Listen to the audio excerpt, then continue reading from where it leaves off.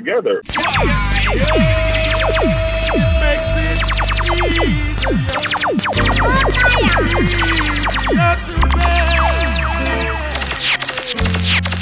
Brand new! Put to God, put to God, put to God.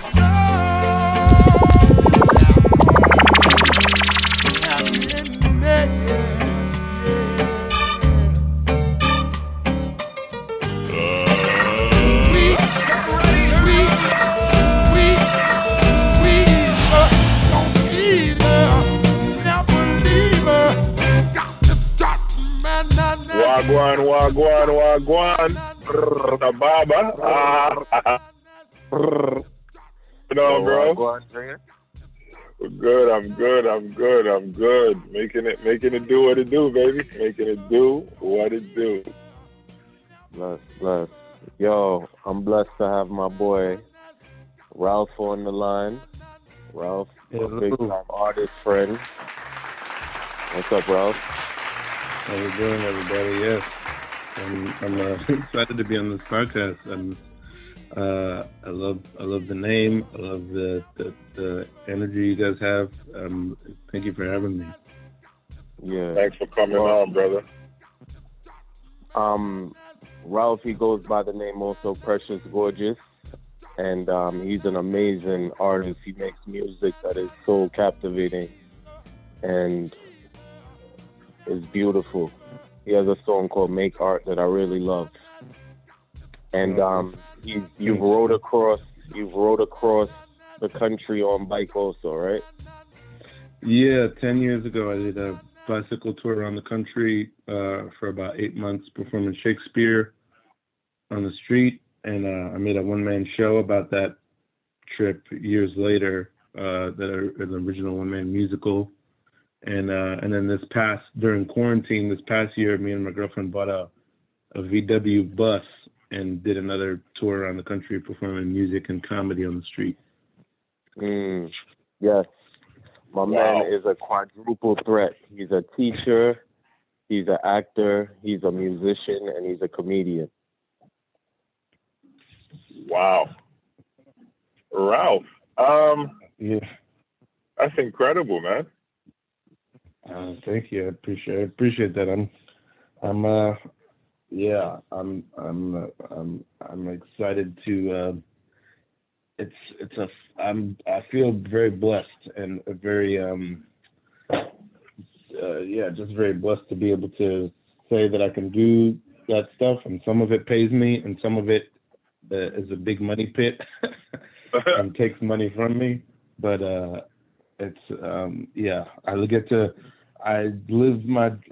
already feel like I made it, in that I make my living and I spend most of my time doing creative things. And that's a big blessing. I'm listening to you and I'm like, wait a minute.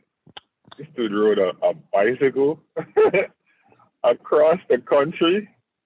Like, you don't do that for likes. You do that for the love. And then you're doing like Shakespeare. People can hardly read the Bible. You're doing Shakespeare on the street. You also don't do that for the likes. You're doing that for the love. Wow. Yeah, man. Wow. This guy's full of love, yo. This guy's full of love. He makes super positive music. Good stuff. And he's even helping me on my musical journey also. Mr. Pineapple Don. I'm honored to work with you. Yeah, man. Honored to work with Pineapple Don. Say that again, Ralph. I didn't hear you. Say that again. I'm super honored to work with Pineapple Don. All right. You're brave enough to say it out loud. All right. Yeah, man. I love it. I'm the one who told him. I was like, "That's your name, bro. That's who you are." That is funny. I told him I'm never calling him that.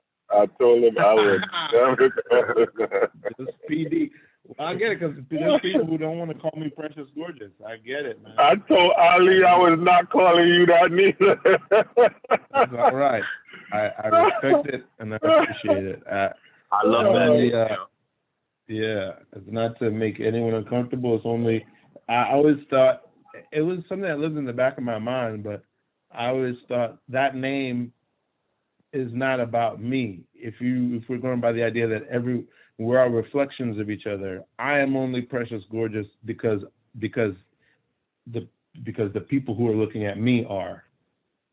That's the only reason I have that name. You're the mirror. Yeah, I got you. Yeah, I got you. I love that. So Dre, what are we talking about today? Oh, good. I'm glad you asked me that. Today's subject is: are you a fraud, Mr. Precious Gorgeous? Are you a fraud? I am. Yes. Oh, we can wrap up right now, Ali. Play the closing songs. We're done. Thank you, Mr. Now you earned your name, Mr. Precious Gorgeous. I'm gonna call you that for the rest of this episode, Mr. Precious Gorgeous. So the impetus for this is, Ali, if you know Pineapple Don, I'm gonna use your nicknames for this episode. If you know Pineapple Don, you know Pineapple Don loves him some Kanye. Oh wow! Pineapple Don thinks Kanye is a genius, the genius, right? And I do not agree with that premise. Not even close, right? So we were talking this week, and he said Kanye doesn't write all his songs, and I'm like, what? I'm like, wait a minute. I said, wait, you're telling me the genius isn't writing all his material, and he's going out on his song saying he's the best? What do you say? Best something alive or dead? And he like I'm like, if you're how could you take on such a title that bestows so much credit to you when you are not the author of your craft? Now I know he wrote some of his material, right? So I know he wrote some, but I just assume he is so cocky. I assume he wrote everything.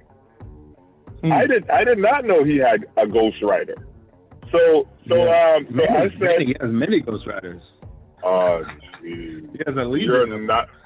You're knocking him further. And is that why Jesus is King only was a half hour? He wrote that album. Is that what's going on here? Yeah, maybe. I mean, yeah, he probably worked with a bunch of people. Helped Kid Cudi, Pusha T, Rick Ross. Probably Lil Wayne even, right? Oh, Lil come Wayne, on. Yeah. What do you mean, wrote for him? You mean wrote for him?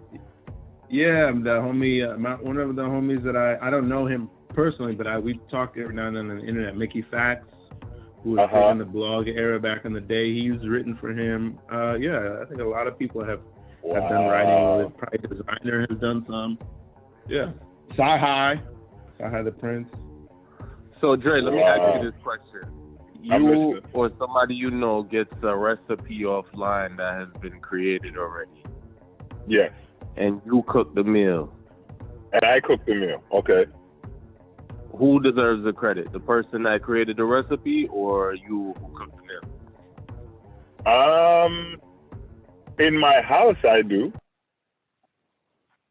Right. In my house, I would get credit because I'm the one that put the meal together. But cooking is cooking is not a transferable example to use, because you and I could have the same recipe for the same dish, and when we're done cooking, my dish would taste different from yours, right? I guess it could be the same, because we can do this. We both can do the same song, but mine sound better than yours, or yours sound better than mine. So I guess it's similar. I guess that could be a good analogy then. So yeah. So if you're putting it that way, the person who created, okay, fine. Let me walk down that road with you then. So Pusha T wrote a song for Kanye, right? Kanye comes on the radio and Kanye says it's my song. He doesn't say this is Pusha T's song I'm doing. True. Right? That's true. So if we're using the same analogy you use, right? So Pusha T wrote the recipe, I cooked the recipe, and I'm saying it's my I cooked the meal, right? But the difference is I'm not getting paid for the meal, right? And it's not a business. If you're going out, right? I think if you're a chef, let's stay with the same vein. You're a chef and you're not making your own recipes. I guess if the more as I'm thinking about it, I guess the more everyone is a fraud. You guys set me up. You guys set me up. What you think about that, Precious? I mean, I like that. I like that idea. Everyone is a fraud. As I'm getting older and thinking more about art, I mean, if we talk about Shakespeare, almost all the plots of the stories of the plays that Shakespeare wrote, he stole. He came up with very few original plots. There were stories, folk tales, other plays, other novels that already existed, and then he took those and then made his own version. And then his version became acclaimed because he had such an insight into it, or such a personal or novel take. I really feel like, not just in Black culture, we have a pronounced way of doing it, but everyone has their own unique way of, we fixate a lot on originality, on being the first, on being, I'm the only one who does this. But like, in the end, those aren't, as an artist, I'm really concerned with what, okay, let me digress again, please. There's somebody, like a hip hop Twitter person, somebody on Twitter who tweets a lot about hip hop, forget his name, but he tweeted, I'm not going to post my Spotify Wrapped because I'm embarrassed about the music that I really listen to all the time. And I captured that and I tweeted to my followers, who are a lot of other musicians, songwriters, rappers. I said, because I'm always going on and on about emotion, and that what really matters in your songs is emotion and vulnerability and revealing who you are and using your raps and whatever it is as a vehicle to show people who you are. And so I tweeted that and I said, rappers, all you lyricists out there, super lyricists, this is the list you want to be on. The list that your song means so much to someone that they're embarrassed about it. And they can't, they listen to it over and over and they can't stop listening to it. That's the list you want to be on. You don't want to be on the list of like, oh, the illest metaphors and blah, blah. Like, I'm sure there's rappers on his list who are great lyricists, but the thing is he can't stop listening to those songs because they mean something to him. They help him feel a way. They help him explore a feeling that he's having, or feel a different way than he feel a way that he wants to feel. That's the list you want to be on. So I say all of that to say, it's like, well, I did this first. Yeah, but did I feel it the most? If I didn't feel it the most, I don't care who did it first. That's, I guess, how I would say I feel about it. So, as Ali, how do you feel? Personally, I think for rappers, it's a bad look because for me, I feel like you got one job. You got one job if you're a rapper. For a singer, definitely, because their talent, what they're bringing to the table is that voice that nobody has. And I don't know if you guys remember in 2011, Beyonce and Neo got into it around there because, you know that song Irreplaceable, To the Left. Beyonce said she wrote that and Neo actually wrote that. And she actually didn't want to give him credit. So, I think singers, totally. Sade, we could write a song for Sade and still hear her sing it. You know, Michael Jackson, he has songs written for him. He's still the GOAT. But I think as a rapper, like, that's what makes J. Cole so great. He boasts that nobody's ever written for him. So I'm not that keen on that paradigm. I know that hip hop paradigm, and there's a lot of parts of that I'm pretty uninterested in, and I don't think they get at I think in hip hop particularly, in most art forms, and especially performing art forms, there's like the shiny things that we look at that we're distracted by, and those are really the point. That's what I feel. Say that one more time. Yeah, I was just about to say. Go ahead. I think there's paradigms that are, for example, like, well, here's one example. I think rapping is singing. I don't personally make a distinction. I don't make a distinction between rapping and singing. What is it? The volume of words? Because you're using pitch, you're using inflection, you're using intention, you're using melody. You have to perform a song. You have to make it pop through the speaker and have somebody feel it. You know what I mean? The tone of your. That's why we love Nas. That's why we love Scarface. The tone and timbre of your voice matters. You know what I mean? The flows matter. You know what I mean? There's a reason that we love Method Man. There's a reason that we love the ODB. There's a reason that we love Beanie Siegel. There's a reason that we love Young Thug. There's a reason that we love the Migos. There's a reason that we love Das Effects. You know, there's a melody, an infectiousness. There's a reason that we love Mace.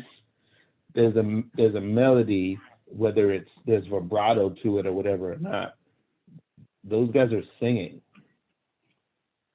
So, on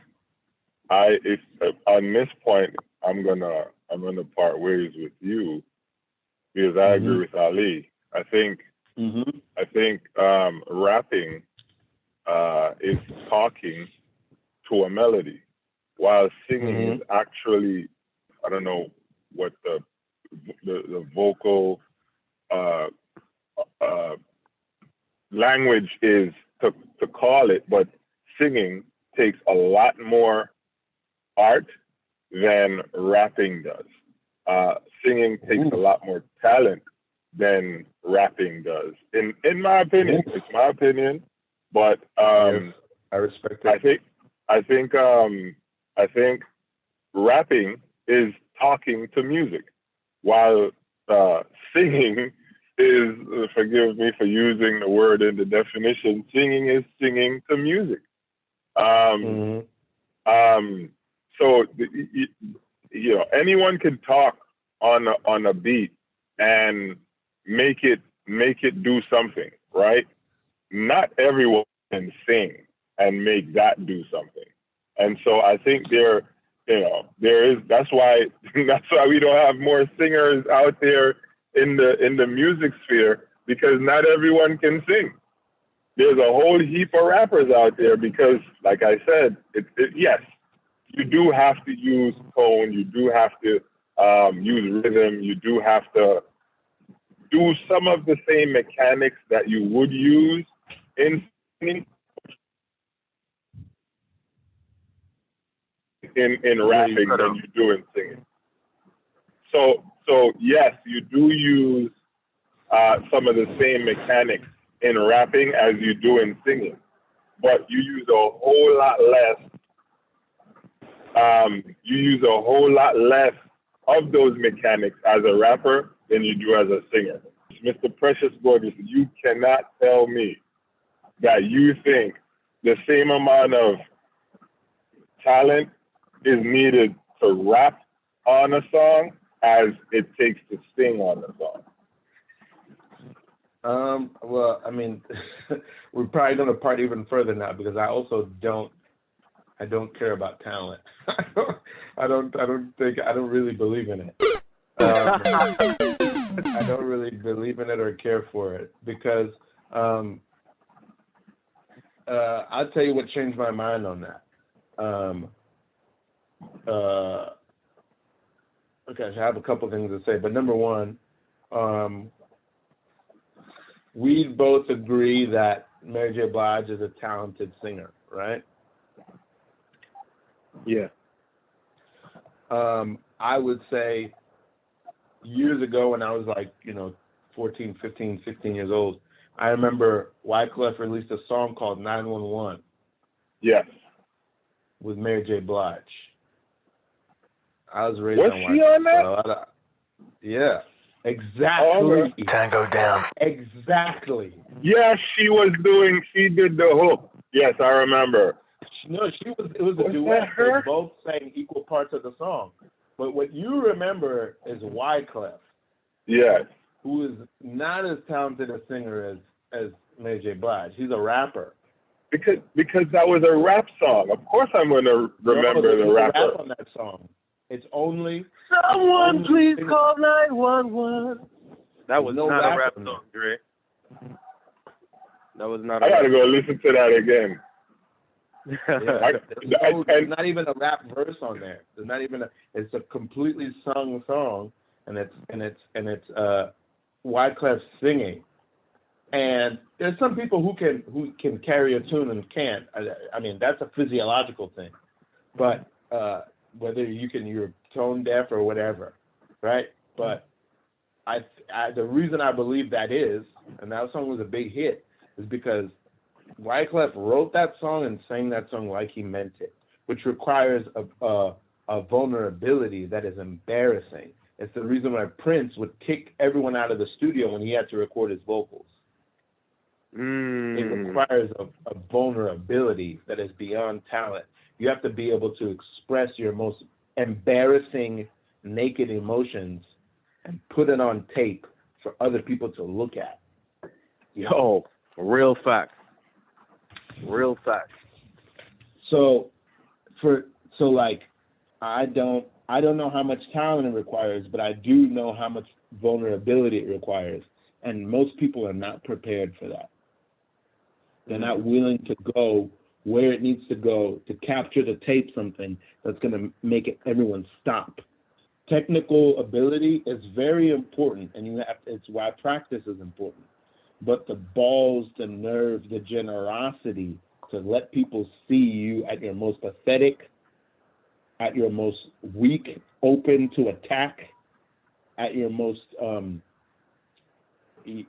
able to be ridiculed, that is something else. That is not talent. It's being willing to lose in front of everyone. That's something else. And I think rap requires a lot of that. Yes. You know what I mean? You can't. I understand the technical ability. I understand that some people are physically gifted.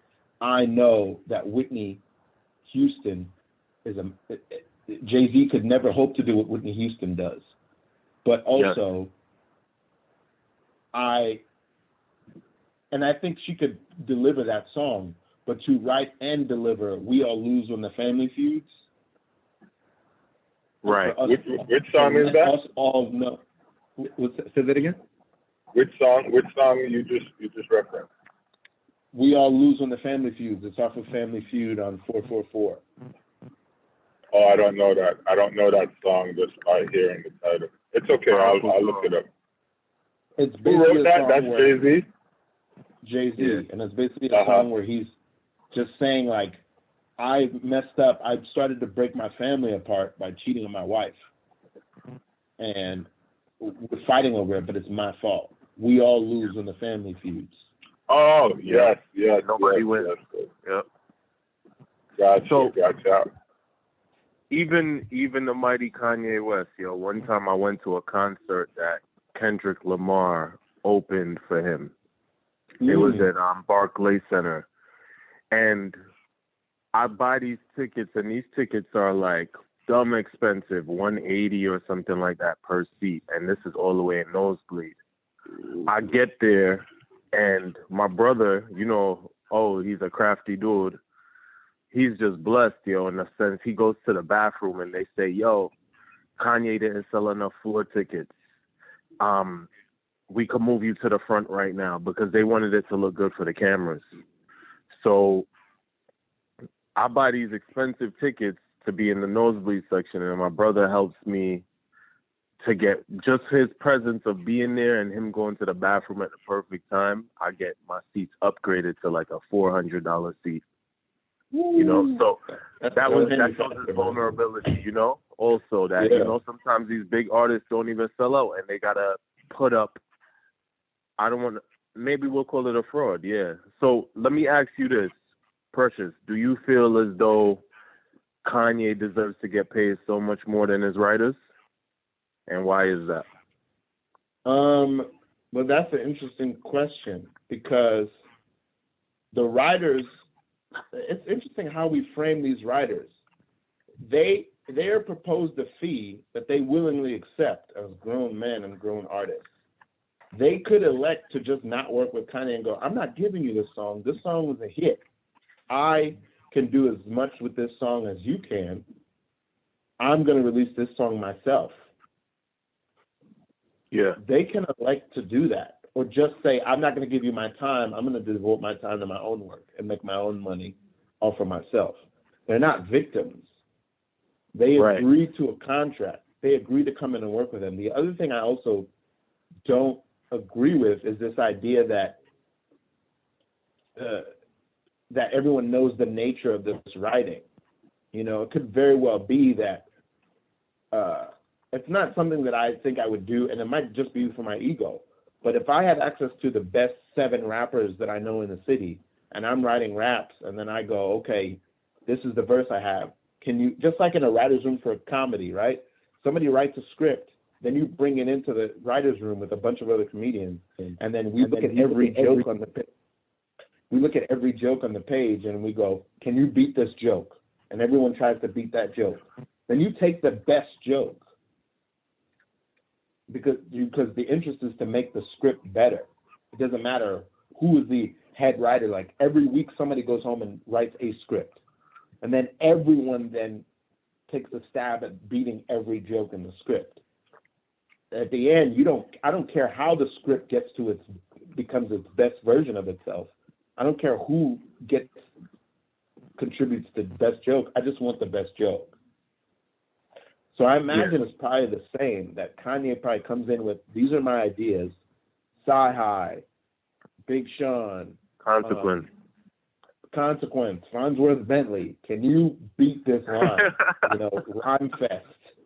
Whoever can beat this one, John Legend, can you beat this line? If you can beat it, let's do that one instead. So and then you have to pay people, you have to find really good rappers to do that, and then pay them for their very valuable time. That could be what the writing for quote unquote is. So here's why I believe you just disproved yourself. Okay. Farnsworth Bentley is a ghostwriter. I'm not gonna let that one slide. Is Farnsworth Bentley a ghostwriter? He is? I don't know. I don't know. He could be. Oh, because y'all threw his name there. I was just like, oh, okay. All right. Thank you very much. I only say that to say, in the it doesn't matter who. I get you. Yeah. Whoever has a good idea, you never know who's going to have a good idea. You know what I mean? You never know. Farnsworth Bentley may have a life experience that no one else in that room has that creates the sickest line. He may have an in on a brand of umbrellas that nobody knows about, and that rhymes with, charcuterie. I know this umbrella line called babootery, and they're like, oh, Right. So here's why I say you disproved your own point. You just mentioned a list of rappers, Consequence, a bunch of rappers that write for Kanye, right? Mm-hmm. And you're saying that you don't believe in talent. Mm-hmm. So if these rappers, if everyone is on an even playing field, which you're trying to make it seem, if everyone is on an even playing field, what do you mean by that? Everyone is on an even playing field. If there's no such thing as talent, then we all could do the same thing. Like you just said. Oh, no. Why would I? Misunderstand me. You misunderstand me. I'm one of the best rappers in Brooklyn. and that's a small list. That's a small. That pyramid when it gets up to the top, that's narrow. I'm not even with everybody, but that's not because of talent. That's sheer man hours. That's time. That's how you develop your talent. One free throw? No. You can.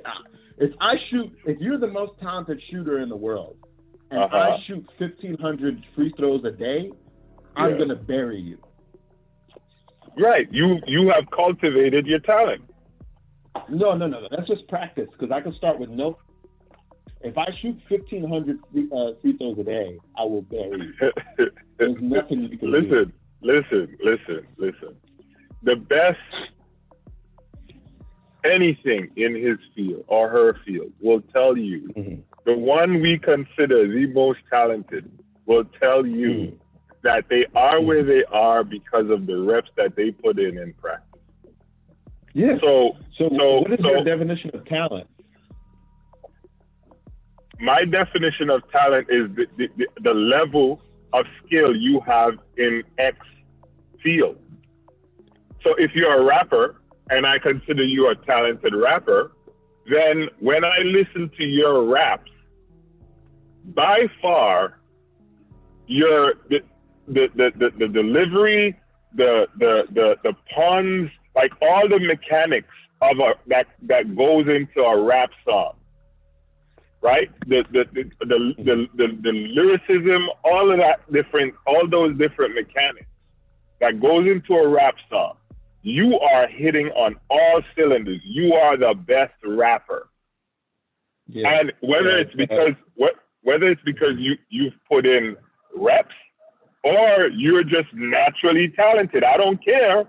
All I know is when I hear your stuff, you are head and shoulders above everybody else. So it sounds like you think talent means natural ability, and I think that natural ability can be cultivated. Kobe Bryant was one of the best NBA players, but he's the best NBA player because he was practicing before and after the game. Michael Jordan was the same thing. I believe that talent can be cultivated. You sound like you don't think so. I think talent that's cultivated. Sorry to cut you off. I think talent that's cultivated is called skill. Talent is what you're born with, and skill is what you develop through practice. Nobody is born the best basketball player, brother. Yes. Nobody. People are like, some people can just naturally have the mathematic skills to shoot better than others. Whereas some people got to put up 1,000 shots to get to that level that one person.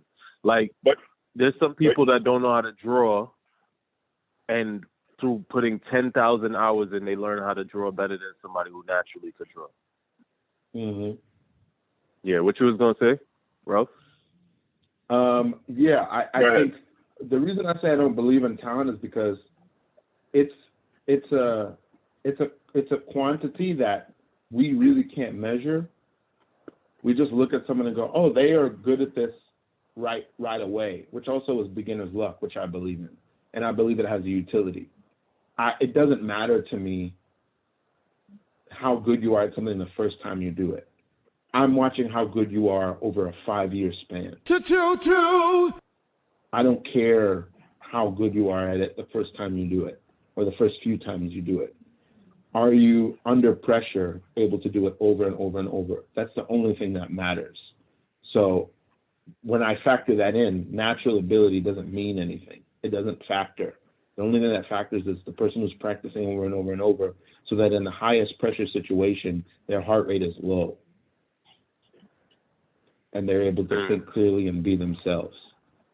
So talent really has nothing to do with that. At a certain point, and at all the points that are professional, talent, I work in these fields.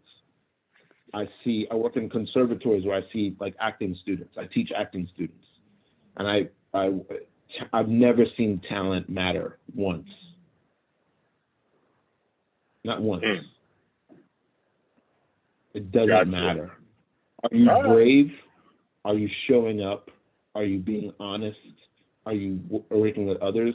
That really contributes to, at the end of the class, does your final project make me go, whoa? That always correlates to how much you showed up in the class.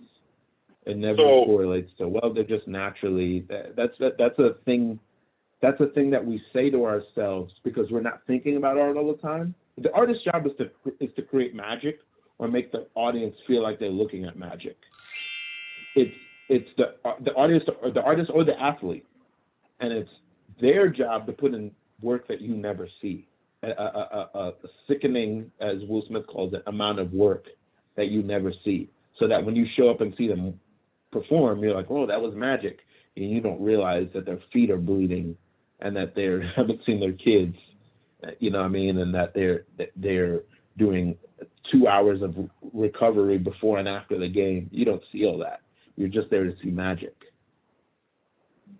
Yes, I agree with you there. Now, let's step back just for a little bit. When we were calling out the names of those rappers, right, who write for Kanye. And those rappers are writing for Kanye. Those are names that I know. So those are, well-known artists in their own right. But none of them have sold the same amount of records as Kanye. So what is Kanye doing to their material that caused it to sell as much as it does for him than if they had put it out themselves?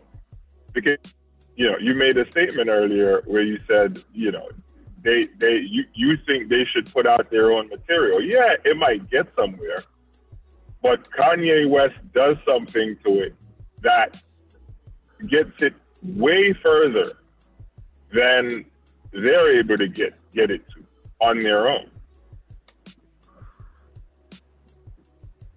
What do you call that? I mean, we run out of names because at the beginning of this, you ruled out genius.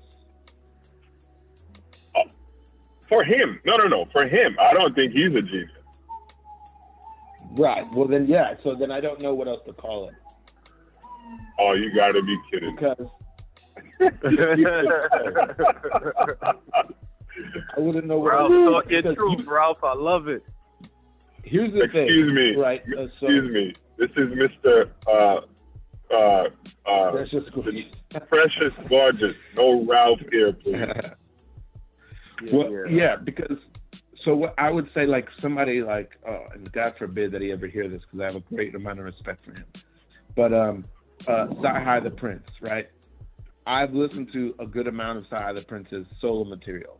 Of the material he's released so far, I'm not saying in the future, but of the material he's released so far, I will never listen to Sci-Hi's album, the past albums, as much as I've listened to Kanye West. Never. Yes. And that's not arbitrary. I feel as though there's very good reasons for that. I feel like I know what those reasons are. I don't know that they're interesting always to the public, but I think plainly and simply, here's another metaphor that I wanted to say at the top of this conversation.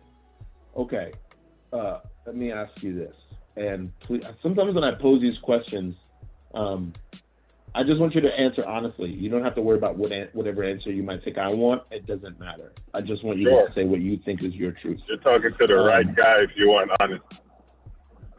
Okay, I believe you. Do you believe that Michael Jordan is a genius? A genius? No. Who do you believe is a genius? So, for me, genius is mental acumen. And I don't know of a living genius. I don't pay attention to people that much. But if you're asking me about Michael Jordan specifically, I don't consider Michael Jordan a genius. I think he's a uber talented basketball player, and like you said, he has practiced so many elements. He has spent so many hours practicing all the different elements of his basketball game, so that when he's in a basketball game, whether it's an ordinary game or it's the biggest game of his life, like you said earlier, his blood pressure is so low compared to the other basketball players around him because he's confident because he has put in the reps. I don't consider that genius. I consider that practice. I see. I think the main issue here, and this is very, and I respect this very much, is our fundamental language is different. Okay. Because to me, if you put even Wilt Chamberlain, you put I think Wilt Chamberlain's still alive. You put every living, Kareem Abdul-Jabbar, LeBron James, rest in peace Kobe Bryant. You put every living basketball player who's ever played in the league, you put them in peak physical condition right now. Magic, Bird.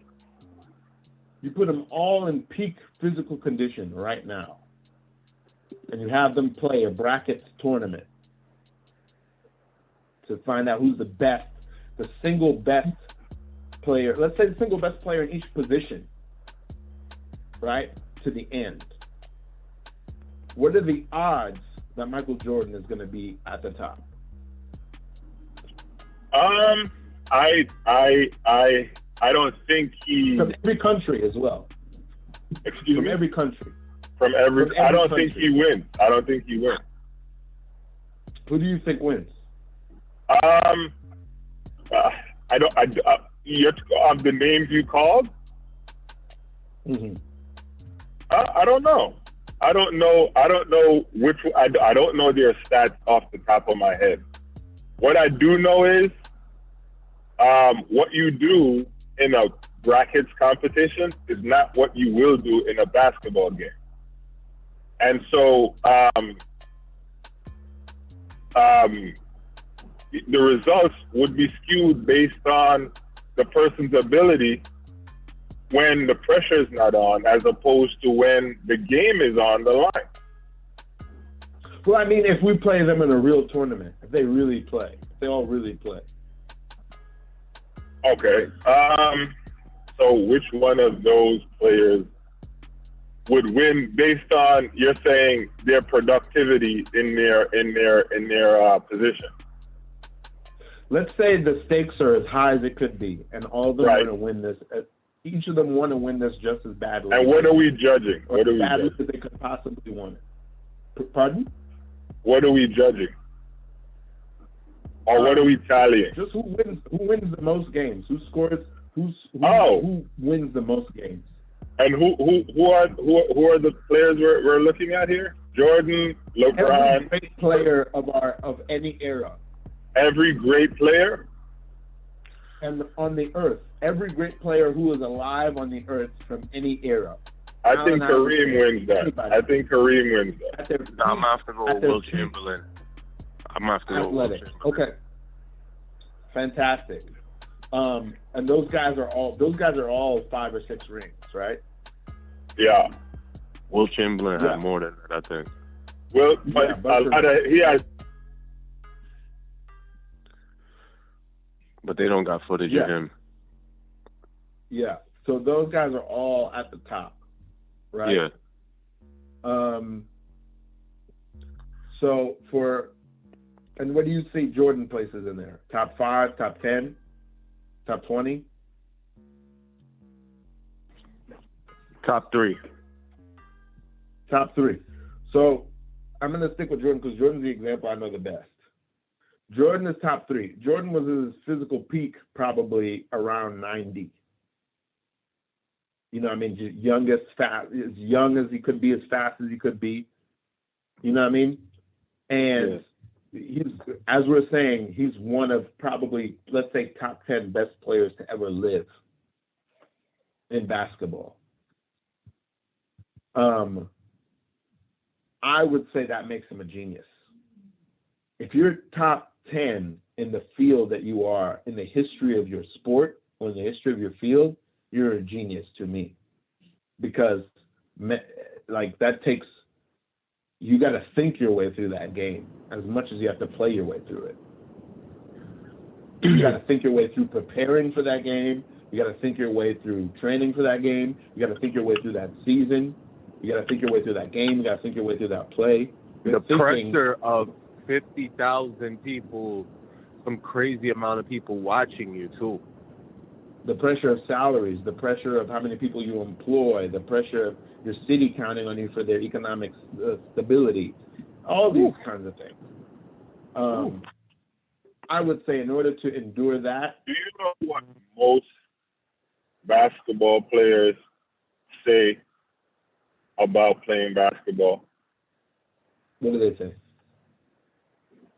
When they're playing the game, everything else fades away. And everything else is all that. Sorry? Excuse me? Oh, yeah. Everything else fades away. Yes. Yeah. Everything else fades away. And what happens is natural instincts take hold when the game is going on. After the game is over, yeah, you start thinking about the crowd, or if there's a break in the action of the game, yeah, you might start, thinking about what the crowd is doing. But when an intense game is going on, I played a lot of basketball. When the game is going on, all you care about is what you're doing, what the person you're defending is doing, and winning the game. Mm-hmm. That's all you care about. So yeah, you're right. Technically you are thinking, because we're human beings and we can't not think, right? If you're playing a basketball game and you go left and the defender goes right, yeah, you lost them, keep going. Yeah, that takes thought. But because, based on what scientists say about the way the brain works, because you've traveled this path so many times in practice, your brain doesn't use the same amount of energy to think that thought anymore, because you've practiced that thought, right? You've practiced that motion. You've practiced that movement. You've practiced that move. So when you're looking, okay, so you said you're the best rapper alive, right? In Brooklyn. You said you're the best rapper in Brooklyn. I don't know. I'm the best rapper, I would say, my age in Brooklyn. I don't know if I'm the best, but I'm in that bracket. All right. So you're an upper echelon rapper in Brooklyn. Yeah. When you're writing a rap song, right? Mm-hmm. If I'm thinking about writing a rap song, I'm thinking about I need to make it rhyme. The words have to flow together. A whole bunch of different things, because I'm a novice to writing rap songs, right? Then I have to find a beat. Then we might have to move around some stuff. You, as one of the best rappers in Brooklyn, you might hear a beat in your head, and you're writing the song to the beat as you're hearing the beat in your head, right? And so that might happen. Yeah. So you hear basketball players say this a lot. The game slowed down for them. I'm sure you've heard that before. I remember I was playing basketball one summer, right? And I remember when that happened to me. I remember playing and I was like, oh, snap. Like, the game doesn't actually slow down, but your brain calculated what's about to happen before it happened, and then it happened. You're like, oh, I remember about to dunk, and I jumped, and when I looked, I was looking down in the rim. I remember my game, or what I think they're calling the game slowing down. I remember when it happened to me. Right? And so at those moments, ask Ali, we used to go play basketball in the snow. Like we would, I didn't do it with them, But him and his cousin, which is one of my best friend, like they would sweep the snow off the court and play in the middle of winter. Like we used to play a lot of basketball, right? So I remember when that happened to me. So I know when I'm playing, I'm not thinking, oh, I'm going to go left, he's going to go right, or I'm going to hold him. And we're not doing none of that. You're doing what you practice many times over, and the best players, they'll tell you, I'm reacting to what the game gives me. So if I'm watching you and you're playing hard D on me, I'm going to step back, let you step up on me, and I'm going to try to take you off my first step if I have one, right? All these different mechanics, yes, it takes thought to do that, but it's like an instinct, right? Because if you're a great basketball player, soon as you see me playing you close, your first instinct after that is, okay, I got you. Bring him out, because by the time he's reacting to me leaving, I'm gone. And I'm halfway at the rim because the basketball court's so small, right? So, yes, playing basketball takes thought. Because if you don't think we'll just sit still, right? I would go further than say it takes thought. There's a term I heard from Malcolm Gladwell. I don't think he coined it, but it's called deep play or deep practice, which is now you're past the point of just practicing a lot. Now you're exercising what your own point of view about the game is. How do I play? How do I like to see the game played? How do I think the game should be played? What am I playing for? What is this game about? Is there a larger spiritual idea behind this? What do I think the right approaches are to this? I'm sorry if I interrupted you. No, it's fine. You're right. I agree with you. But all those things happen after the game or before the game. That stuff's not going on while the game is going on. When the game is going on, you're not thinking this is the way basketball is supposed to play. You're thinking about what arsenals you have in your bag and how you're going to use them to beat Ali. Michael Jordan, right? He had so many arsenals that he could. You hear all these players talk about. Like, he would call out things that he was going to do, right? That's because, he perfected his game. I remember, who was it? I can't remember which basketball player they were talking about their Kobe experience. And they were saying they got to the gym 2 hours early because they wanted to be there before Kobe. When they got there, he'd already been there for an hour. Yeah. I forget which basketball player it was, and he said he wanted to stay late, and he ended up leaving Kobe there. And Kobe remembered that day. They asked Kobe about that day. Kobe said, "Yeah, I remember. I stayed late because he wouldn't leave." Yep. He said he was doing it for psychological warfare.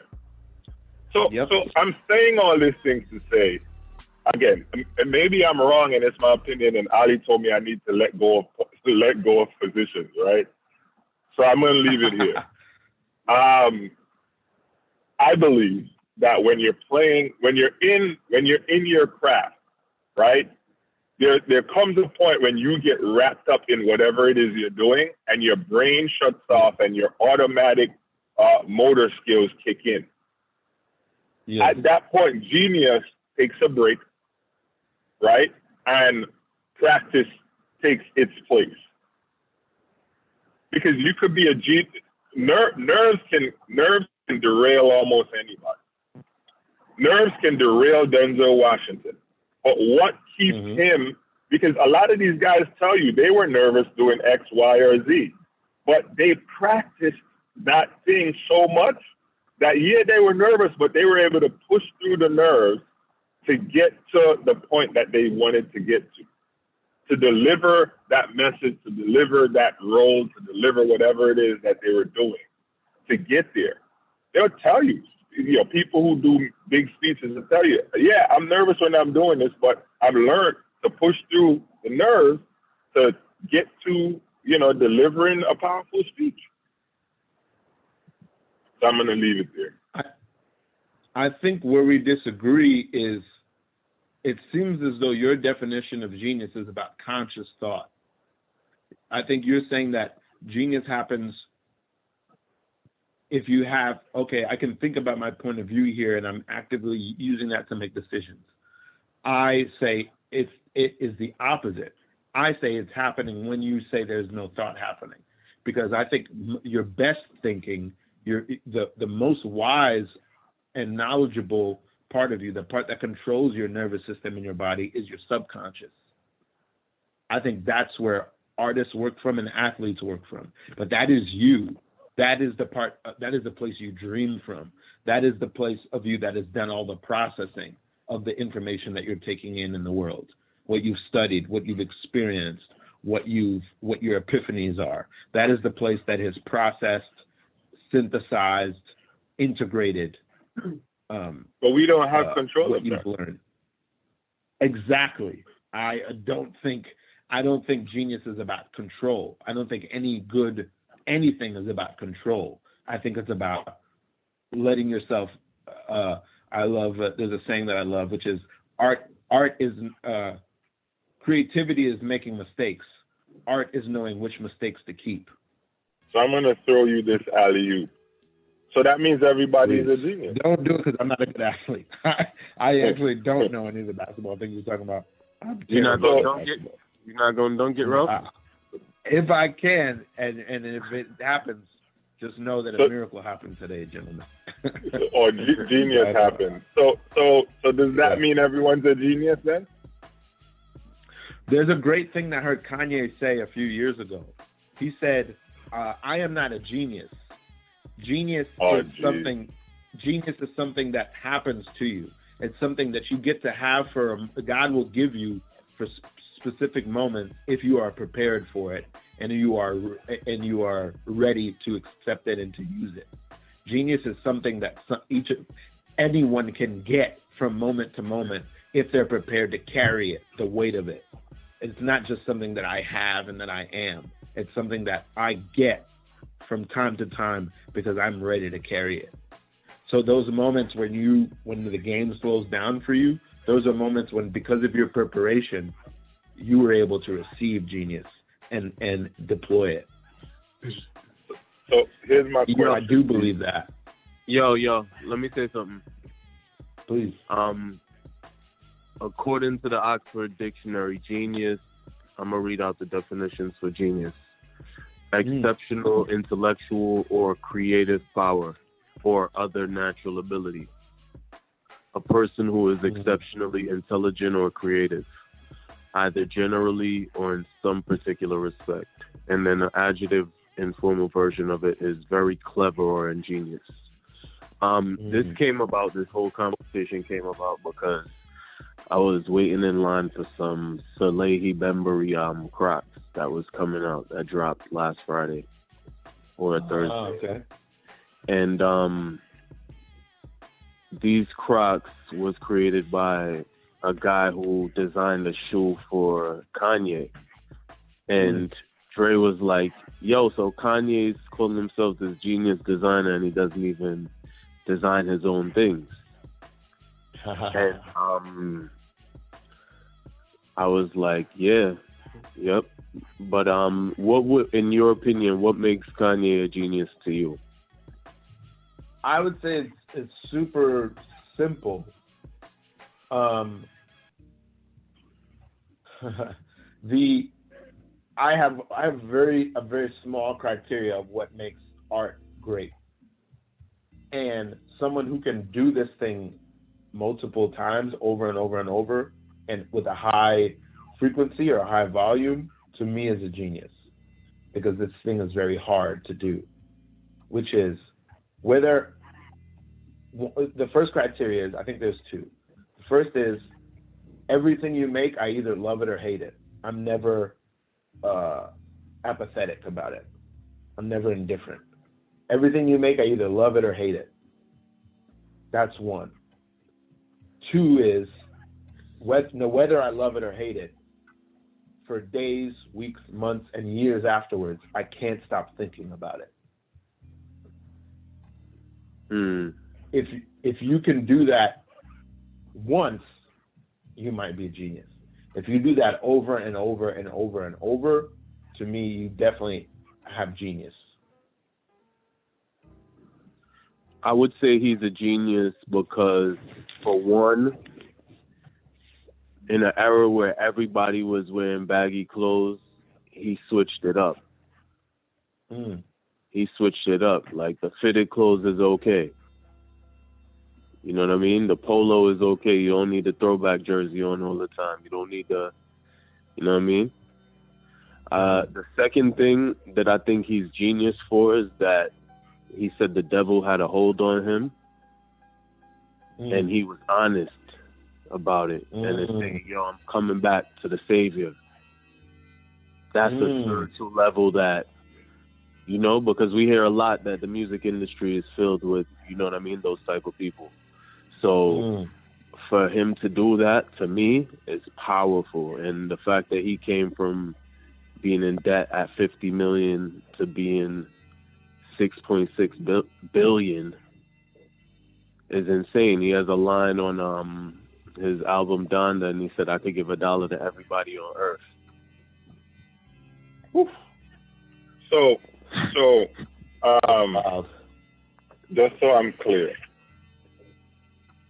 so Kanye West says he's not a genius.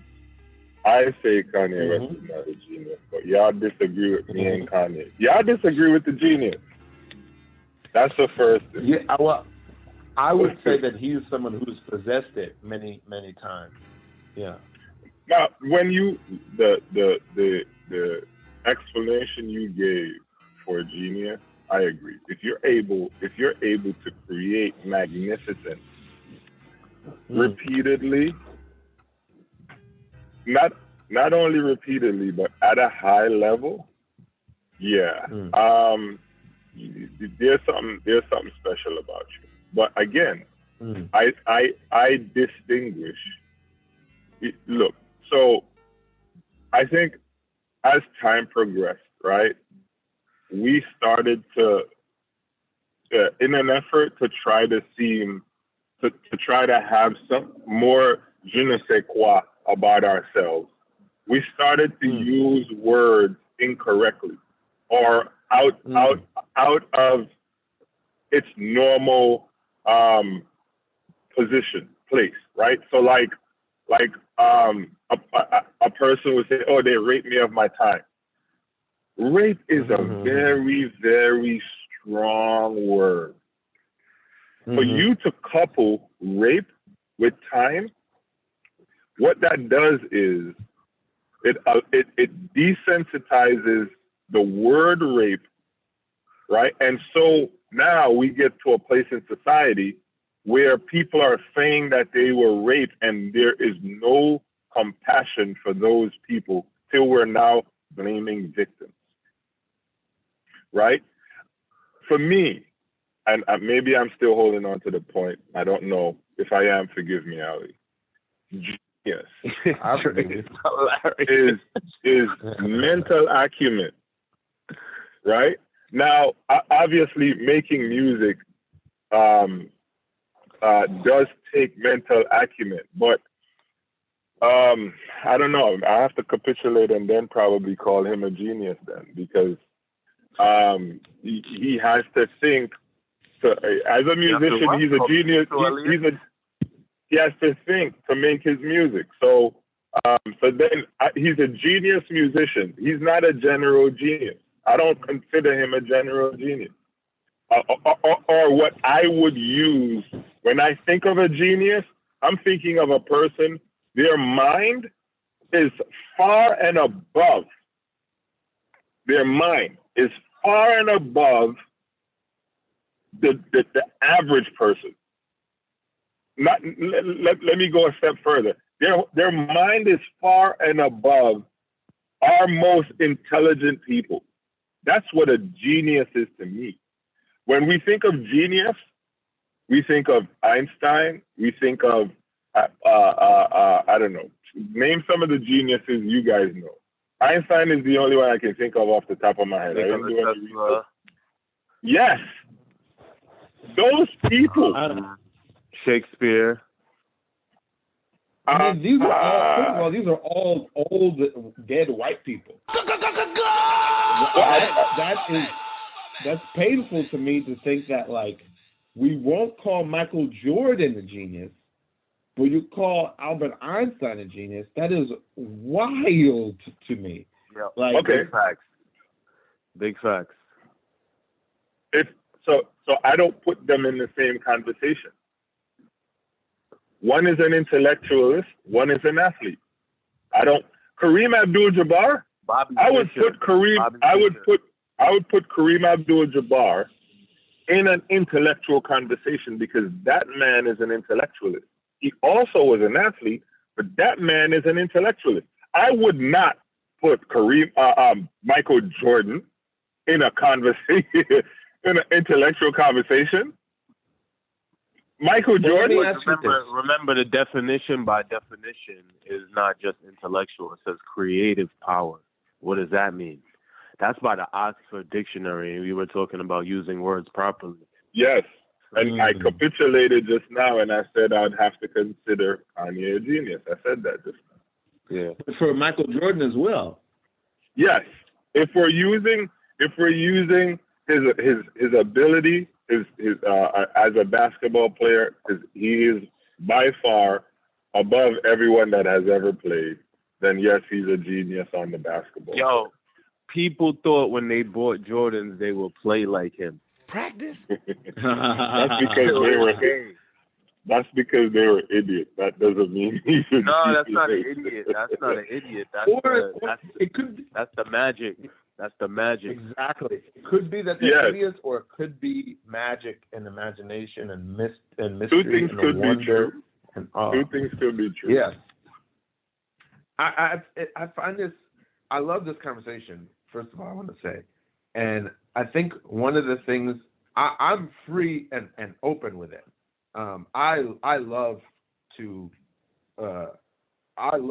freely bestow if I really feel it. If I feel that someone has created magic, if I feel that someone is really good at being themselves, you know, you can ask your brother Ali. I probably called him a genius before. I think he's really brilliant at being himself and projecting exactly who he is. And I don't like. I teach a Shakespeare class to the students at Brooklyn College. I co-teach a class. And one of the things that we endeavored to do in this class is to remove this idea of making Shakespeare this high thing that you have to live up to, and, oh, Shakespeare's the finest. Because really, I think that enables my students to reach their own genius. Because as much as we can say, oh, Shakespeare is the finest mind, Shakespeare wrote a bunch of plays about, oh, this nigga was the uncle, his brother's wife, so we killed him, and then the uncle became the king, and the son is like, hold up, did you kill my daddy? And the dude's like, no, I didn't kill him. He died of natural causes. And the ghost of the dad came back, and he was like, this nigga killed me. You need to go out. You need to shoot his ass. It's time to ride, son. Pull it. That's the plot of Hamlet. You know what I mean? So as genius as we want to say Shakespeare's and his words are, is really some dude got murked, and then he came back to the ghost and said, yo, you got to go ride on this fool. Revenge. You know what I mean? That's it. That's all of Hamlet. He was the original gangster. That's what you said? No, because he didn't even do it. Hamlet didn't even end up killing the guy. He was Shakespeare, scared. Shakespeare is the original gangster rapper. Shakespeare's just a dude who can write. Yeah, I think that those people are always saying, this is what I did. Kanye said, who made 5 beats a day for 3 summers? You know what I mean? Like, they're telling you this is what it takes. Malcolm Gladwell will tell you 10,000 hours and you will be a master. And if you can get to mastery, then that's on the road to genius. You know, I believe that there are people who have natural this and that, but like, you know, Steve Jobs, I would say, was a genius, but Steve Jobs also had a rare access in the late 70s, early 80s, rare access to a computer when a computer was as big as a room. You know, Malcolm Gladwell's book, The Outliers, is all about this, about the nature of what we call genius, and how a lot of genius also had there was advantages that those people had of proximity or of probability that also put them in position to succeed. So I like to be free with who I bestow genius onto, because it is, I just feel like we because as factual and as astute, the mental acuity as you have and as sharp as you are, it seems as though you also believe in, like, there is a mystical, mysterious property that some people just have and others don't. And I don't think that's the case. I think, I love this quote. I was just thinking about this quote Malcolm Gladwell said. Somebody was challenging him on his 10,000 hours idea. And he said, why are people so hostile to the notion that what talent is just an extreme love for something? That Michael Jordan loved basketball more than everyone else, and Einstein loved physics more than everyone else, and that was their edge, not a mysterious property that they had that nobody else had. Maybe they just loved it and spent more time doing it and thinking about it than anyone else did. Yeah. Well, Einstein, his mark on the world wasn't only in physics. Like I don't know what Einstein did. I'm very uneducated. No, you're not. What did Einstein do, Dre, that made him genius? So, I don't know specifically one thing that made him a genius, but like his mark was made in different arenas. I can't remember right off the top of my head, but if I went back and did a little bit of research, there are a bunch, just like Nikola Tesla. Nikola Tesla, his genius wasn't only in electricity. That's why I think bestowing genius on to just everyone is disrespecting the word genius. Because to me, genius infers that there is something about this person here, his brain, that most people are not on that level. And so that's why we call him genius. Because the things he think about, the way his mind processes things, like, look, I do think that there are interesting people, and I do think that there are smart people, but I think that there are levels to it, right? And I think that everyone is not on the same level. Everyone cannot do everything that everyone else does. There are some people who can put in the 10,000 hours and will not be as good as Michael Jordan. I would go out on a limb to say a lot of those NBA players probably did put in the same 10,000 hours, and maybe not most, obviously not all of them, but a lot of them did not put in the same amount of hours as Michael Jordan did. And they're not on his level. There's something different about that guy. There's something different about Kobe. There's something different about LeBron. There's something different about these people. In the past, yes, they were all old and white. There were a lot of black geniuses as well. I forget the guy who invented the first car. That was a black dude, and he didn't only invent a car. He invented a whole bunch of stuff. So I'm just saying, when I think of genius, I'm thinking of a guy whose mind is as valuable as a Rolls Royce to society. You don't think that's the case for Michael Jordan and Kanye West? As valuable as a Rolls Royce? You don't think Michael Jordan's mind is as valuable as $100,000?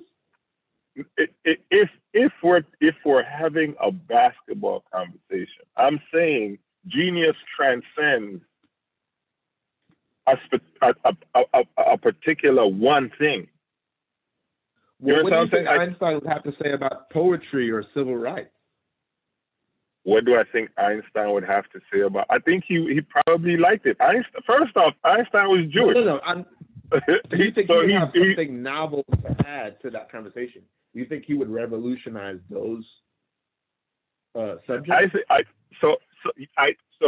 think yes. I think they would be able to look through the social construct of things as a genius.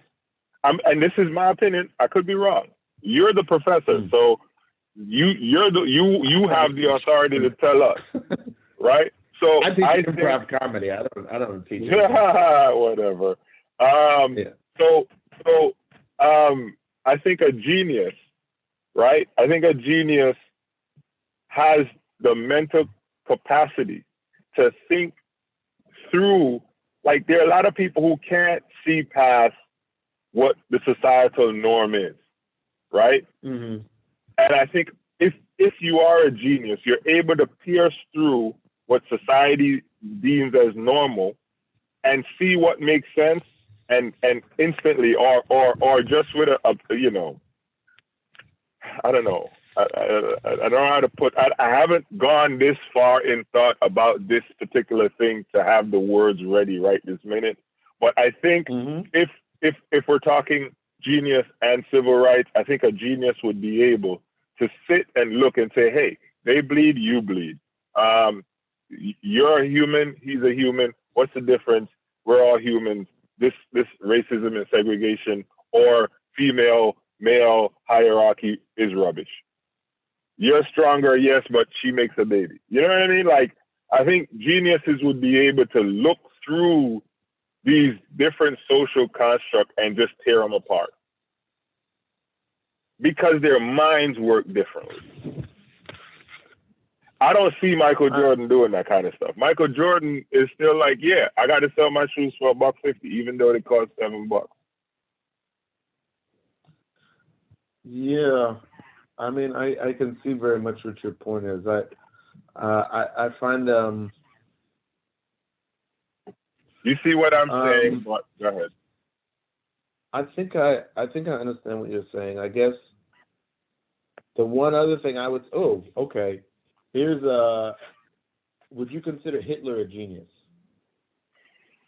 He's a monogamous genius. Yo, on God, I thought about that. On God, I thought about that. Okay. Hold on. Question, but I said let me not ask you. So outside of the mayhem that he placed on the planet, and that was out of sheer hate, I don't see I don't see where the intellectualism of what he did, I don't see that anywhere. What he was able to, Hitler is in the same realm as Donald Trump. So if we're going to use the same definition that we're bestowing, was that bad? Let me finish the thought, right? So if we're gonna bestow the same level of genius onto Kanye West and Michael Jordan, we're gonna have to bestow the same level onto Hitler, because he was able to galvanize people to go against even their own moral judgment. Dre, right? You're not ready for this.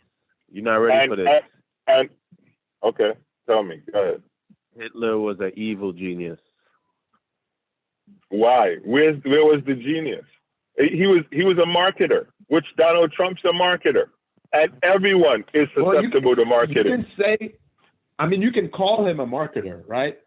But if you needed to galvanize millions of people to do anything you wanted them to do for your own interest, and there's many ways that could benefit you and your family. If you needed to do it right now, and let's say you wanted to galvanize them to do good, millions of people, and have them elect you, a failed painter, or whatever, what it is that you do, Could you do that? Could I have millions of people elect me to and follow maybe you? Even maybe if what not you wanted to do was good. Maybe not me, but you have to also remember Hitler wasn't an average Joe. Mm-hmm. Hitler was not an average Joe. Hitler, I think he was like one of the top generals in the German army. So he wasn't before just that. He was an average Joe. Right. So if you put me in the same space as Hitler, then yes, I could do what he did. But you don't think you could do what Einstein did?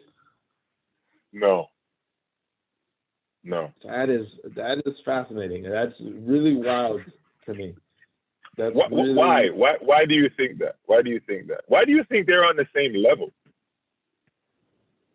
If you had to right now, let's say really, truly for the good of humanity, you had to eliminate, you had to figure out how to eliminate 6 million people. Yes. Could you figure that out? I'd start a war, for sure. Which is what he did. But how would you do that? How would you practically, That's would you easy. From where you are right now? Listen, it is very easy. So you guys are asking me, Andre, to do what Hitler did as a multi-level star general in the German army. If you're putting me... Remember, before he was a general, he was an average Joe. He was not born a general. He was not even born into a position of prominence. But the reason he was able to do all that he did was because of what the position he was in at the time. If he wasn't, so all right, so put it this way. Do you know the first black president could have been Colin Powell? Sure. If Colin Powell had any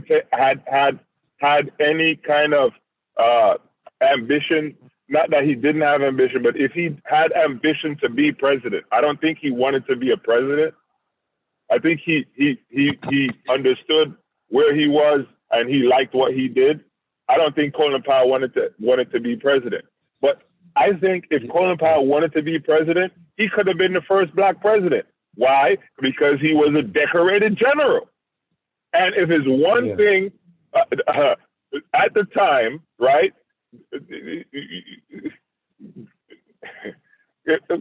Let me not get too political. Colin Powell, in my opinion, because of his stature, right, could have been the first black president because of the accolades he had accumulated up until a certain point. So Hitler, now if you put me in the same shoe, let's go back to your question. You asked me if I wanted to kill how much million people? It doesn't matter. 50 million people, 6 million right? People for the good of Are Earth. they for the good of Earth? Are they concentrated someplace? No. They're scattered all about? Yes, they're scattered through Europe. So they're scattered through Europe. Is there a way to identify these people? You'll have to figure that out. Okay, fine. So if we can't identify them by looking at them, then we have to figure out a way to identify them by gene. And if we can't identify them by gene, then I'd have to find some biological weapon that I would use to assassinate these how much ever million people. Right. But you don't have unlimited wealth. And who do you ask to find this? How do you get them to do your scientists? How do you employ them? Scientists. Scientists, yes. But if you needed a scientist to work for you right now, full time, how would you do that? As a prime minister of Germany. Right. Because here's what you're doing. You're asking me right now. You're asking me right now as the guy driving home, but he wasn't the guy driving home. He was the prime minister of a country. So which one are you asking me as the prime minister of? You're asking me as the prime minister of a country? No. Because Hitler was not born the prime minister of a country. Yes, but at the time, leaping to to become, how many people are a prime minister? Not many. Maybe, it's very few. if it was easy to do, many more people would want to do it because it pays really well and it gives you a lot of power. It gives you so much power that you can become Hitler, which I believe that many more people want to be Hitler than would admit. Many people want to have that kind of power. So so the amount of people who want it and the amount of people who achieve it, the ratio is very disproportionate. Yes, I agree. So to even get to that point, to even become Colin Powell, is nearly impossible. I don't know about that one. I don't know about that one. I think what level? If we could just look up real quick, Ali, what level was Colin Powell, and see how many of those are alive. I don't know if it's that difficult to get to where Colin Powell was in the military. Or are you saying as a black man? It's very okay. This is what I want to say. Not just as a black man. It's very interesting. You paid me a very hard and generous compliment earlier, which I thought it was very kind. Which is, you said, if I wanted to write a rap song right now, I'm not a rapper. I wouldn't know how to do it. It would. I think you were saying it would take me some time to practice and learn how I would do that to get to the point where I can do it unconsciously. I'm not thinking about that. You would have to think about things that I wouldn't think about. Correct. It's very flattering to me that you seem to think it would be more difficult to learn to rap than it would be to become Colin Powell. No, I would say to become Colin Powell is far more difficult than to become no. a really good rapper. So I never said it's difficult. It's more difficult to become a rapper than it would be to become, to get to Colin Powell's level. Now, we have to understand that I'm not in the Army, so I don't know what it takes to matriculate in the Army, right? So let me go back, that far, because I am speaking as a novice. I am not a military personnel. I don't have military personnel in my family, so I don't necessarily know what it took to get to Colin Powell's level. I do know that the military promotes from within. So if you've had an exemplary service, you have some level of intelligence, you have college. I do know that certain things propel you in the military, right? And if they have to promote from within,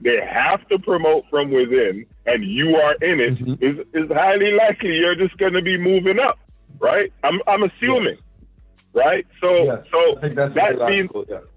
that being said, right, it's easier to me to become a Colin Powell because, to me, if I'm looking at it in that sense, right, it's easier to become Colin Powell than it would be to become a best rapper in Brooklyn. Because to become a best rapper in Brooklyn, you have to convince people that you are better than other people. Whereas in the Army, there's only so much people vying for these positions. Because it's not like you're scouring the whole country looking for a person to fill a position. You're looking in this division, who do we have that we can promote next? Because Ali Pineapple Don is retiring, so we need to promote someone else up. And so who do we have? So we got these 7.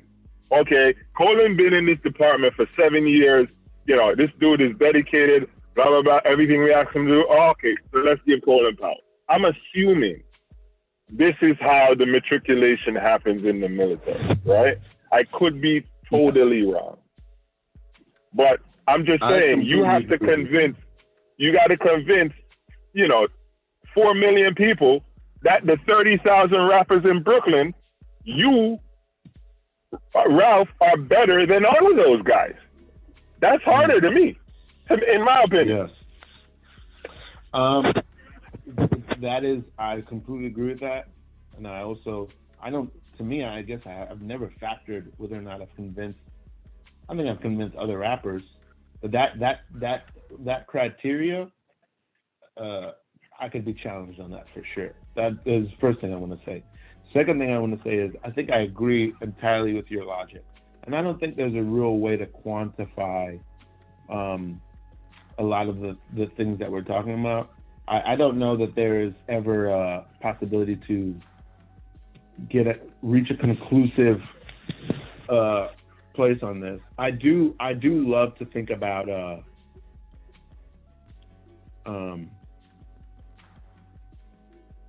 I do really love to think about like the things that we consider easy and the things that we consider hard. I love to think about that because, especially when it concerns, and I think it's an important thing to think about this idea of genius and capacity and worth and ability and aptitude, especially amongst the disenfranchised people of this country. I think it's beautiful because it helps us to dream, I think, and to achieve.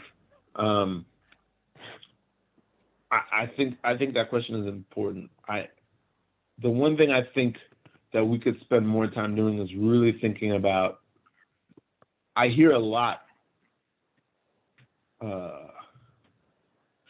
similarly to when I say I don't believe in talent, I think a parallel idea to that is I don't think anything is easy. I'm working on a project right now, and a friend of mine said to me, I just released a project. Well, it's not fully released, but I have a project out. And a friend of mine said to me, I want to get it mastered. I can do that easily. I got a friend who will do it for free. I've heard I got a friend who can do it for free many times in my life. Someone asked me how many times I got a friend who can do this technical specialized thing for free. Ask me how many times in my life that has worked out. How many times has that worked out? Never. It's never worked out. Denied. The guy who's like, yeah, my buddy will do it for free. Either it wasn't done well at all, or the person had better things to do with their time. And the thing we didn't factor in was the thing that we needed them to do was highly skilled and time intensive. It's never worked out. It's why I insist on paying people for their services. I'm not saying it never will work out, but to me so far, never. Not the way I wanted it to. So the things that we're like, oh, this is easy, or in my life, I've never seen that. I've only seen that anything that was worthwhile was full of toil and sapped a lot of resources. So here's it's hard. Mm-hmm. I'm sorry. Go ahead. I think that's really it. I just feel like I think the thing I believe in, and doesn't mean it's true, the thing I believe in is you get what you pay for, which is why I don't believe much in talent, because I think it just is good, it's pretty on the front of it, but on the inside of it, it's not really, there's no substance to it. It's not really worth anything. So I love your perspective. And the reason I love your perspective is because I can hear in your perspective the research you have done to arrive at your perspective, right? When you say we consider Shakespeare a genius and all Shakespeare did was took these people's stories and, twisted it a little, that implies that you have done some research on Shakespeare, you've read his material, and then you have gone past reading his material to come to the realization that, hey, Shakespeare, this was this play, which was written before Shakespeare. Shakespeare copied that. However you were able to arrive at these positions that you have, right? Whether you read someone's work who did the research or you actually did the research yourself, I don't care. Most people are not going. I do think Shakespeare is a genius. I do think he's a genius. I don't think the fact that he copied someone else's idea disqualifies him. Well, and I don't think that because he's a genius, he's this untouchable thing. But I do think he's a genius. But everything you said was accurate. I'm sorry to interrupt. It's fine. So because you have done your due diligence, it allows you to allow your mind to frame your thoughts differently than most people would. You stated earlier that you like to take away the genius from Shakespeare for your students because then it allows them to tap into their genius, right? So even though you think he's a genius, you've used information that normally could allow someone else to see the human in this genius, to then allow them to say, I can attain that. Because when you say genius, most people think it's something that's unattainable, right? Yeah. And so well put. So yeah, and so I loved, that's why once I said to you, are you a fraud? And we got way off of that, maybe not. Once you said, yes, I'm a fraud, instantaneously I started to calculate because I'm like, the average person does not capitulate to that because that's a negative connotation, right? And so for you to instantly apply this negative connotation to yourself, that means you thought about this conversation before. And I now am interested to hear what you have to say, because most people do not think most people don't think negatively about themselves, much less to arrive that, you know what, I'm a fraud. And that rolled right off your tongue. I don't know if Ali prepped you, but that just came right off. And I was not disappointed with the rest of your commentary, because everything showed that you have deep thought on whatever it is we're talking about, and that you did your research to understand what it took or takes to get to X position, and you have done your work. And so instantaneously, these calculations were done, and I was definitely and am definitely thankful that you spent your time talking with us here on Wagwan. Oh man, thank you for having me. And I just want to say, the way you broke down who I was, or who you perceived me to be, which I find very flattering and very generous.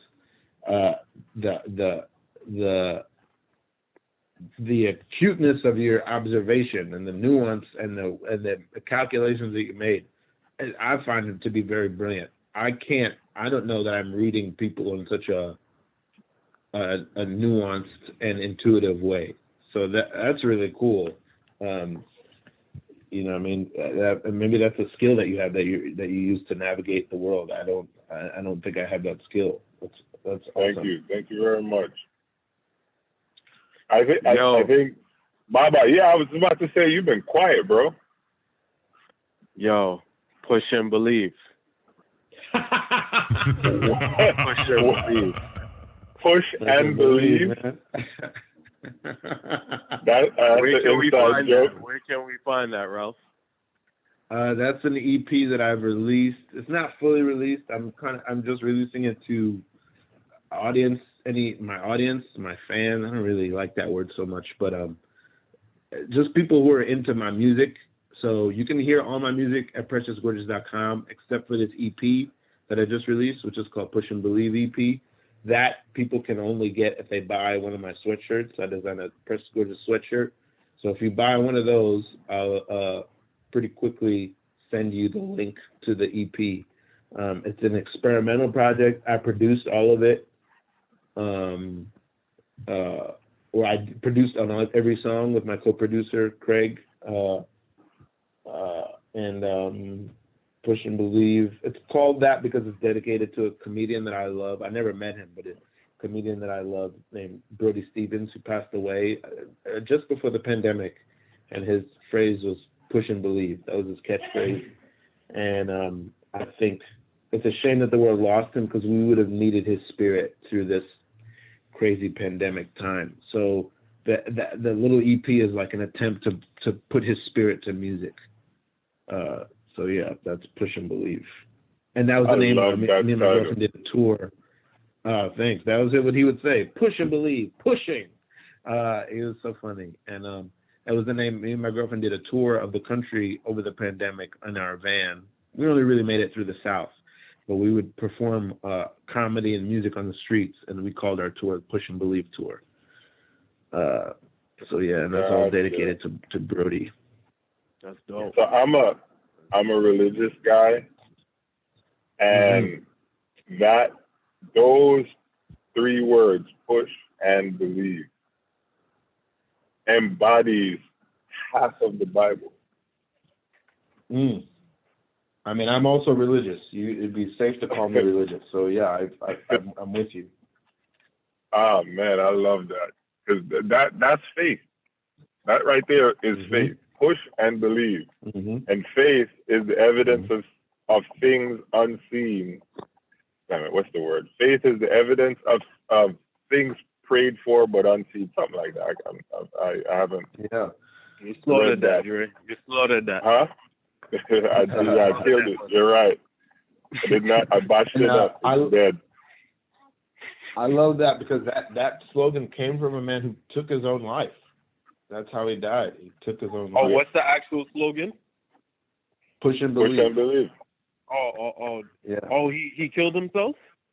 He killed himself. Yeah, he suffered from a lot of some mental illness. I don't want to say a lot, because he was lucid. He wasn't like a crazy man for the most part. You know, he was very beloved in his community. Yeah. Oh, yes? No, I'm saying it probably was depression. Yeah, he had some different issues, but it was very functional. You can find a lot of his comedy online too. Brody Stevens, or sometimes Brody Stevens, or sometimes he went by Stephen Brody Stevens. And very joyful, very sweet, and very absurdist and silly.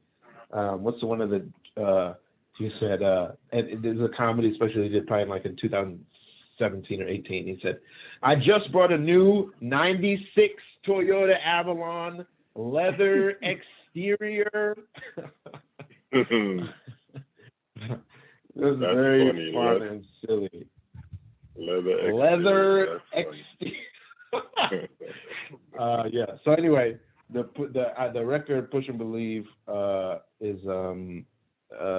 it's out, and I'll send it to you, Ali, so that you can hear it. I've been meaning to send it to you. Could you I'm gonna get a sweatshirt, man. I'm definitely gonna get a sweatshirt. Yeah, I was about to say, repeat your website, because our listeners. PreciousGorgeous.com, guys. We'll put it in the description. Okay. Fantastic. Got it. I appreciate it. Yeah. Nah. I'm gonna go buy a sweater, because I need to hear the CP. Okay, cool. And then all my other music is up there for free as well. My albums on PreciousGorgeous.com. Yeah. I have one record on DSPs, but I have 3 mixtapes that are on the website, that are just only on the website. They're not. You can't get them anywhere else. So you could get those, and then if you buy a sweatshirt, everybody could get the EP as well. Yeah, I'm buying that sweatshirt for my wife, bro. Oh yeah, please. It's pink. I'm not wearing that. I'm not wearing that. But Dre, you wore salmon before. Of course. I don't have a problem with pink. I as a man, I can't wearing stuff. My face is in the center of it too. Yes, my face. It's him smiling. Oh wait, your face is on the sweatshirt? Yes. Oh man. All right, so I'll buy it to support you. I don't know if I want my wife wearing another man's face on her. Oh man, God bless you. I understand. I understand. Yo, Ralph, I'm a complicated guy. Precious Gorgeous, what is the matter with you? Show some respect, man. Precious Gorgeous, I'm here. Precious Gorgeous, brother. Precious Gorgeous, I'll take all of it. But I appreciate you guys. This is such a fun conversation, and I now I'm like, man. We gotta have you back, brother. We gotta have you back. Please. Anytime. Yeah, I appreciate you guys, and yeah, I will. Hopefully, I'll talk to you soon. And yeah, Ali, I'm gonna hit you up in the next week. All right, take care. And this was 2 hours, so thank you.